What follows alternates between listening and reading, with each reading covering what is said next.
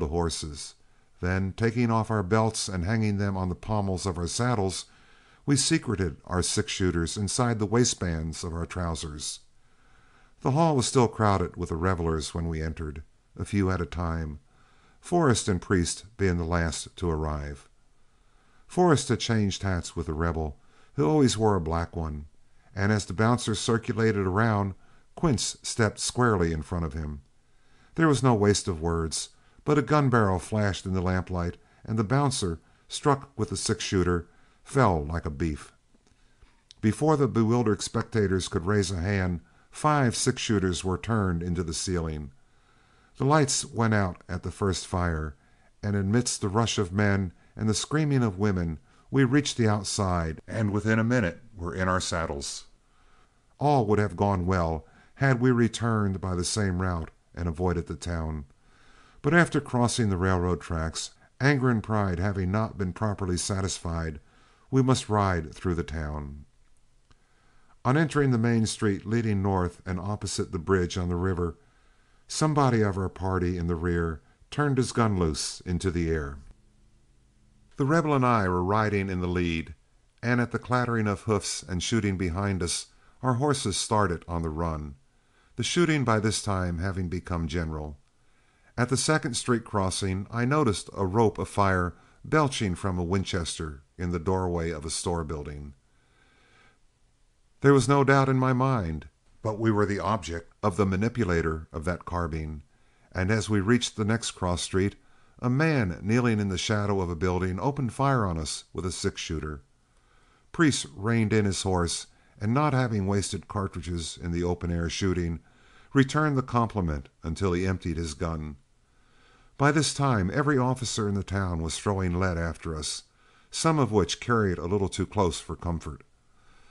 When there was no longer any shooting on our flanks, we turned into a cross street and soon left the lead behind us. At the outskirts of town, we slowed up our horses and took it leisurely for a mile or so, when Quince Forrest halted us and said, "I'm going to drop out here and see if anyone follows us. I want to be alone, so that if any officers try to follow us, I can have it out with them." And there was no time to lose in parleying, and as he had a good horse, we rode away and left him. On reaching camp, we secured a few hours' sleep, but the next morning, to our surprise, Forrest failed to appear. We explained the situation to Flood, who said that if he did not show up by noon, he would go back and look for him. We all felt positive that he would not dare go back to town, and if he was lost, as soon as the sun arose, he would be able to get his bearings. While we were nooning about 7 miles north of the Saw Log, someone noticed a buggy coming up the trail. As it came nearer, we saw that there were 2 other occupants of the rig besides the driver. When it drew up, old Quince, still wearing the Rebel's hat, stepped out of the rig, dragged out his saddle from under the seat, and invited his companions to dinner. They both declined, when Forrest, taking out his purse, handed a $20 gold piece to the driver with an oath. He then asked the other man what he owed him, but the latter very haughtily declined any recompense, and the conveyance drove away. "I suppose you fellows don't know what all this means," said Quince, as he filled a plate and sat down in the shade of the wagon.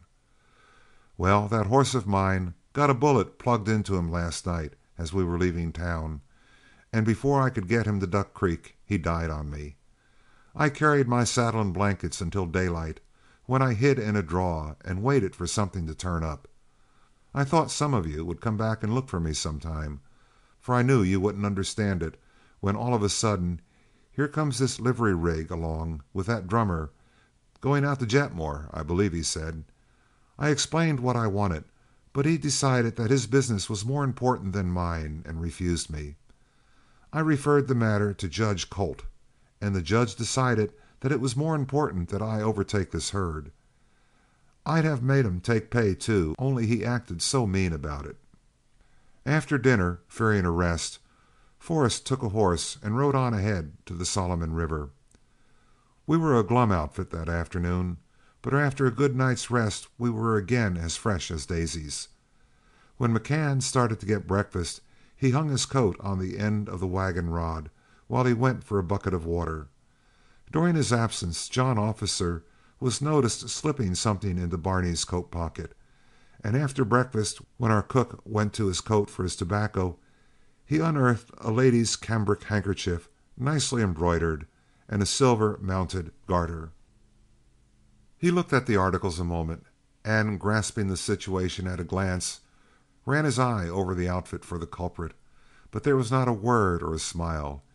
He walked over and threw the articles into the fire, remarking, "Good whiskey and bad women will be the ruin of you varmints yet."